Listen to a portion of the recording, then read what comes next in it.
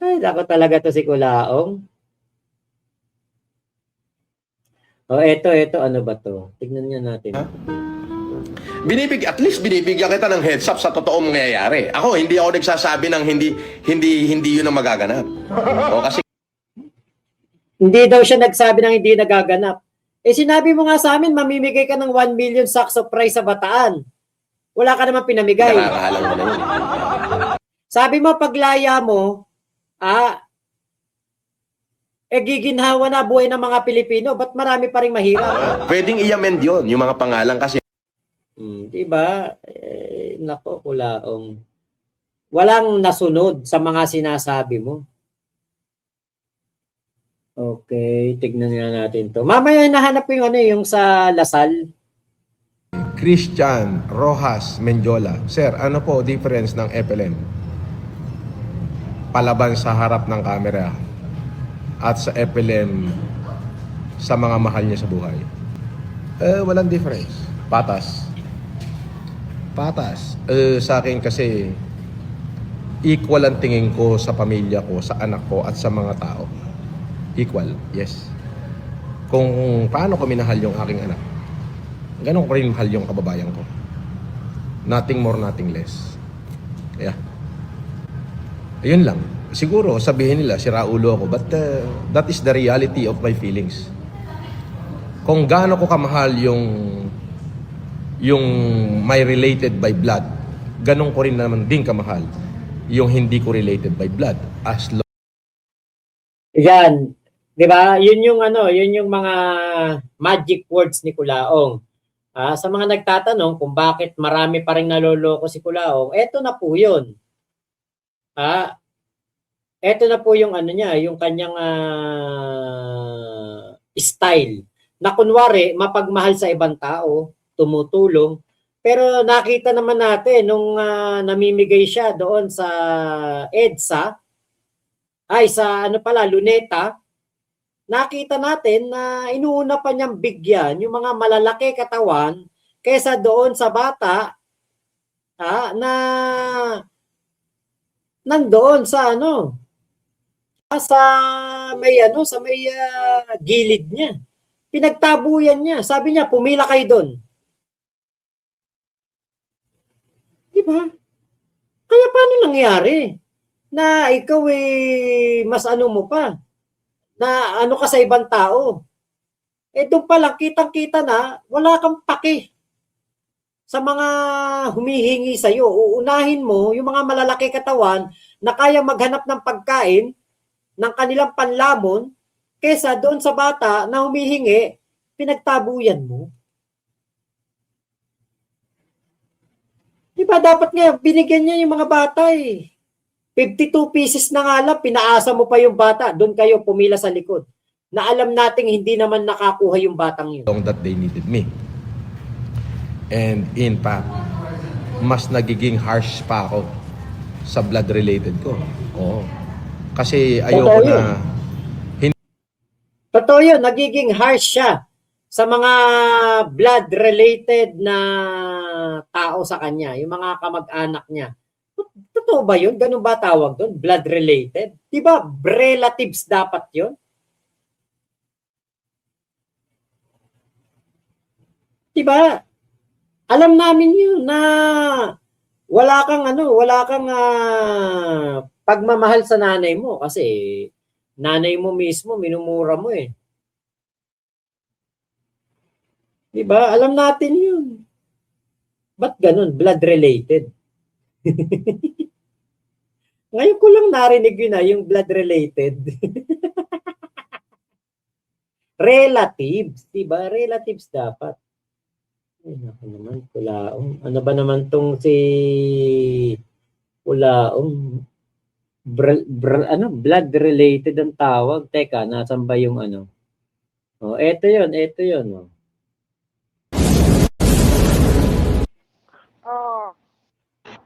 Pwede? Patahimikin nyo na lang yung anak nyo. Wala naman siya sinasabi sa'yo Wala siyang ginagawa laban sa'yo. Bakit sa kanya kung binibunton yung galit mo, wala siyang ginagawa laban sa'yo. Ako magsasabi. Dahil Hindi ako. Oh, tangina naman eh. Pagagalitin niyo na naman ako eh. Minsan lang akong galit Yan sa ang buhay. magagalit. Putang ina, nakakulong ako ito! Sino may kasalanan? Ako. Kasalanan niyo! Nako, Ramsey, alam mo. Sinabing patigilin lang yung anak mo pagtatanggol Wala mo pa. naman siyang ginagawa.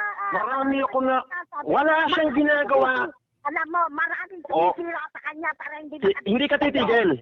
Hindi ka titigil magsalita. Hindi ka titigil magsalita. Hindi mo ako pakikinggan. Ito lang ang sasabihin ko, anak. Putang na, magsasalita na kayo. Ako nga nagsasalita eh. Hindi kayo tumigil at pakinggan niyo yung sasabihin ko. Oh. Marami nga nakikita nga araw-araw nga nakalive yung anak nyo. Putang ina, sinisira yung advocacy ko. Putang ina, panayang hingi kung kani-kanino eh. Hindi Tangina siya. Panayang hingi kung kani-kanino kasi nakakahingi siguro si Jam noon, 'di ba? Sa halip na sa kanya na lang mapunta, nahihingi pa siguro ni Jam. Kaya nagagalit si Kulaong. So si Kulaong, totoo po na nagiging mas harsh pa siya sa kanyang mga kadugo kaysa sa ibang tao. Ito yung katibayan. 'Di ba? Minumura nanay, minumura kapatid, pinagbabantaan ng kapatid. Yan po si Kulaong. Kaya nga sabi ko, yung pagbabalat kayo niya, yung pagbabalat kabayo niya, alam ko na hindi po talaga yan tumutulong ng bukal sa loob. Lahat yan ay parte ng kanyang pagpapanggap. Parte ng kanyang advokasya na magpanggap na Marcos at eventually kilalaning mayaman, tingalain ng mga tao, iduluhin at saka kakandidato sa darating na eleksyon. Dugo ko sila, ay uunahin ko sila. Hindi ganon. Yun. Ganon ako. Di ibig sabihin, wala kang pagmamahal sa pamilya mo. So, paano mo mamahalin ang iyong mga constituent kung ikay naging senador na, o kung ngayon man, paano mo sasabihin sa amin na mahal mo ang mga Pilipino kung gayong ikaw mismo, hindi mo man lang hindi mo maipakita sa amin na mahal mo nanay mo. 'Di ba? Ay, salamat sa pakulay ni Alpines. Ayun. O AI Pines ba yan? Basta, ayan, Alpines. Salamat po sa pakulay, Christopher Serrano. Sereno. Okay, yan. Salamat po sa inyo pong mga pakulay. Thank you. May pagkakataon na kamag-anak ko talaga. Pero pag sinabi kong kahit di tayo magkita hanggang sa magtakip yung aking mga mata, paninindigan ko yun. At wala akong pinagsisisihan. Kasi yun yung ibinigay sa akin ng Diyos na karakter ko eh. Oo.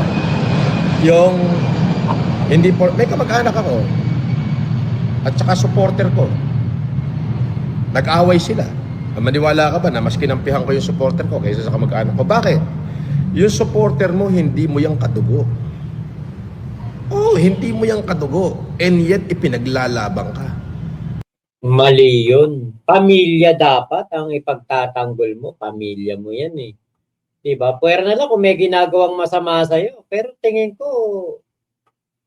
wala namang ginagawang masama sa'yo si Jam Mangusing eh. Talaga lang threatened ka na yung kung sakaling magbigay kay Jam, sa halip na sa'yo mapunta pa sa kanya.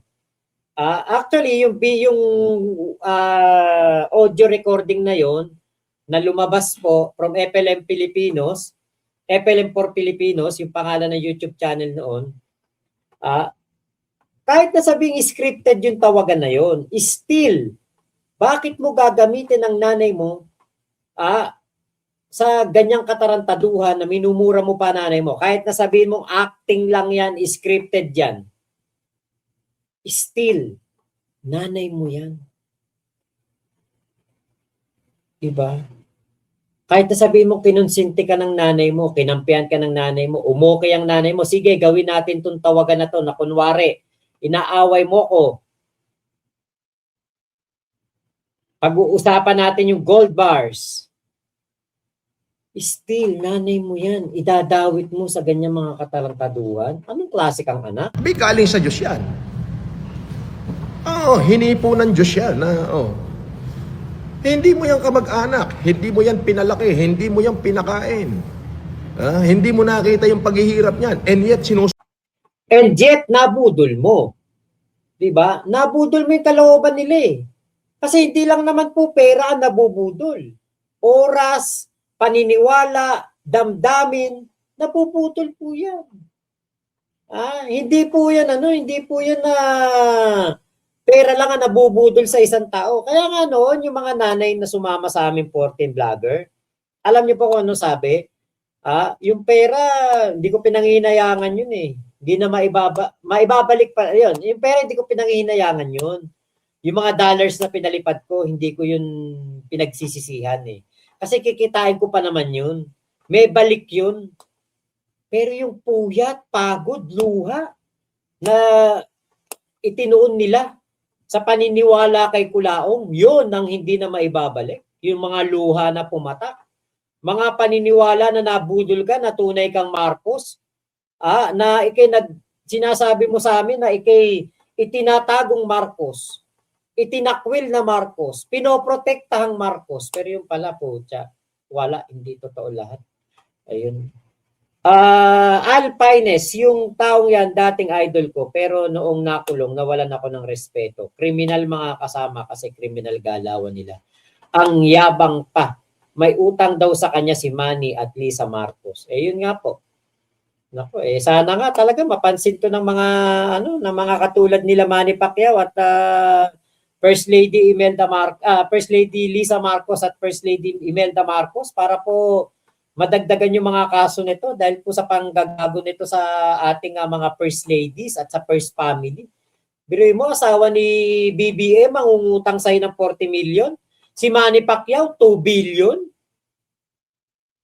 I cannot see any logic in there. Salamat Alpine sa iyo pong pakulay. Thank you po. Suportahan ka, bigay ng Diyos yan. Dapat Hindi yan bigay ng Diyos, bigay ng demonyo yan. Dahil nakuha mo sila sa masamang paraan. halagahan mo yan. Ganon yun. Hindi ganun yun. Mali yun. Kaya mo sinusuportahan yung supporter kasi may mapapala ka doon. Sa pamilya mo, walang mapapala. Nung nasa kulungan ako, ginagamit yung pangalan ko, kadugo ko pa. Hindi ginagamit pangalan mo. Sinabi nga ni Jamangusin, hindi sila magkapatid eh. Noong time na yon, sinabi niya, ni Jamangusin, hindi sila magkapatid. Hindi ginagamit ni Jam ang pangalan mo sa masamang bagay. Actually, nung ikay nakakulong, pinangampanya ka pa. Sinuportahan pa yung kandidatura mo. Anong ginawa ko? Kahit di tayo magkita habang buhay, wala tayong problema. Ganon yun eh.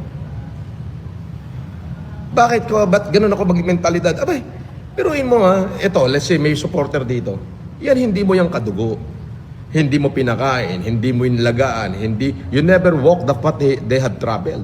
And yet, wholeheartedly, sinusuportahan ka nila. Pag kinampihan mo pa naman yung kadugo mo, bias ka na noon. Kasi itong tao na to, wala kang kinalaman na nabuhay siya. Alam niyo kung sino sinasabi niya supporter na kinampihan niya? Si Inay Mary Ann. May mapapala siya kay Inay Mary Ann eh. Kaya kinampihan niya. Kinakalaban ni Inay Mary Ann noon si Jamangusin. Na wala naman siyang nakuhang pakinabang sa'yo, and yet sinusuportahan ka niya ng buong puso. Pahalagahan mo yan. Hindi mo pinahalagahan, hindi mo nga binayaran sa utang eh. Di ba? Ganon yun. Di ba? Kung pinapahalagahan mo, dapat binayaran mo si Inay Mary Ann sa utang mo sa kanya. So yun yung sinasabi ko. Na the moment na ang Diyos, parang asawa, halimbawa, asawa, pag nakakuha ka ng mabuting asawa. Biruin mo, ginagamit mo lagi yung pangalan ng Diyos. Lagi mo sinasabi, Diyos, Diyos, Diyos. Pero alam mo ko lang, hindi namin alam kung magkaparehas ka tayo ng Diyos. Kasi ang Diyos namin yung nasa taas. Ikaw ba? Sino ba Diyos mo? Si Lucifer. yung mag-aalaga sa'yo, magbe-bear ng anak mo, abay, mahalin mo. Uy, bakit si Mayo hindi mo minahal? Binabastos mo. Asawa mo ba talaga? Pagpalain mo. Unang-una, hindi mo yan pinalaki. Bakit si si Ate ay si ano ba 'yon? Ma'am Cristina Caber. Oh. Ba't tinatarantado mo? Oh, may anak daw kayo nun Oh. And yet, nakahanda niyang isang Actually, nakita ko yung litrato nun ni Ma'am Cristina Caber sa sa yung dati sa GC namin. May nagpasa nun tapos tinave ko. Nakita ko sa luma kong laptop kaya alam ko naalala ko yung itsura niya. Alam ko na yung itsura niya noong na-interview siya ni MG. Nung na-interview siya ni MG, naalala ko yung itsura niya. sakripisyo yung katawan niya para dalin yung iyong anak. And yet, Bakit binabastos mo yung mga mga kababaihan na na-involve sa iyo? Di ba? Si Maria Cristina Caber, bakit mo inaaway kung ano-ano sinasabi mo? Wala kang utang na loob, wala kang di ba, empathy. nakahanda kang pagsilbihan niya. O, di ba? Malin mo. Yun eh. Pero, may pero yan. Tangina sa kinumpir sa asawa yung supporter. Pag nakakita ka naman ng asawa na ang inisip lang ang tingin sa'yo mukhang ATM, abay, layasan mo na. Oo, mahirap yun. Pero mo, ikaw ang tingin sa'yo ng asawa mo, kunwari ikaw ang asawa, ang tingin sa'yo, ATM ka, tapos wala ka namang pera, mahirap talaga yun. Lalayasan mo talaga yun. Di ba? Lalayasan mo talaga yun. Akala mo, akala nila may kikitain sila sa iyo Akala nila may peperahin sila sa iyo